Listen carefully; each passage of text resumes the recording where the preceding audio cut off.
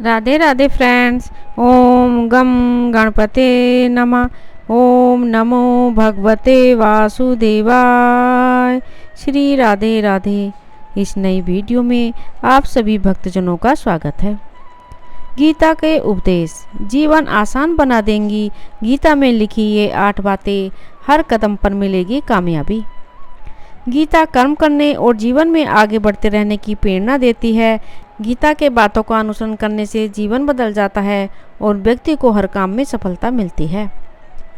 हिंदू धर्म में भगवत गीता को सबसे पवित्र ग्रंथों में से एक माना जाता है। श्रीमद् भगवत गीता भगवान श्री कृष्ण के उन उपदेशों का वर्णन है जो उन्होंने महाभारत युद्ध के दौरान अर्जुन को दिया था। गीता में 18 अध्याय और 700 श्लोक हैं, जिनमें धर्म के मार्ग का अनुसरण करते हुए कर्म करने की शिक्षा दी गई है। शास्त्रों के अनुसार भगवत गीता में मनुष्य को अपनी हर समस्या का हल मिल सकता है। माना जाता है कि गीता के बातों का अनुसरण करने से जीवन ही बदल जाता है और व्यक्ति को हर काम में सफलता मिलती है। इसके साथ ही गीता में सफलता के कुछ मंत्र भी बताए गए हैं, जिन्हें आप जीवन में उतार सकते हैं। गीता कर्म करने और जीवन में आगे बढ़ते रहने की प्रेरणा देती है। ऐसे में आइए जानते हैं गीता के उन रहस्यमयी बातों को, जिससे हर मनुष्य को अपने जीवन में उतारनी चाहिए। किसी भी कार्य को टाले नहीं। श्रीमद् भगवत गीता के अनुसार भगवान श्री कृष्ण कहते हैं कि कभी भी किसी काम को टालना नहीं चाहिए। निश्चित समय पर अपना काम को पूरा कर लेना चाहिए। अगर आप कोई व्यक्ति ऐसा करता है तो वो हमेशा सफलता को प्राप्त करता है। वही अगर आप हमेशा अपने कर्म से भागते रहेंगे तो आप कभी भी अपने जीवन में सफलता हासिल नहीं कर पाएंगे। गीता में कहा गया है कि यदि व्यक्ति का कर्म सही दिशा में हो तो वह बड़ी से बड़ी मुश्किल का सामना भी आसानी से कर लेता है और कभी उसे असफलता का सामना नहीं करना पड़ता है। इन लोगों को ही मिलती है सफलता। भगवत गीता में श्री कृष्ण कहते हैं कि जरूरी नहीं है कि हर व्यक्ति हर काम में माहिर हो या वो सभी कार्यों को सही तरीके से कर सकता है। इसलिए अपनी शक्ति पहचानें और उसी काम को करने का प्रयास करें जिसमें आप अच्छे हैं। इससे भी आपकी सफलता निश्चित ही है।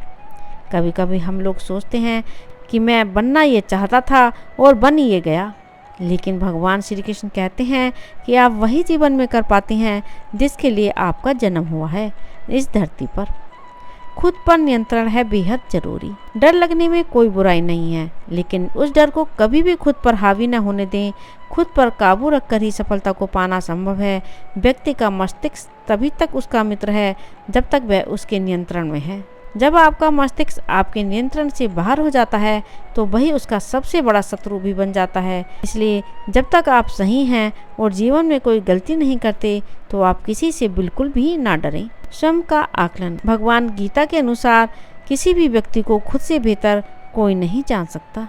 इसलिए स्वयं का आकलन करना बहुत ही जरूरी है।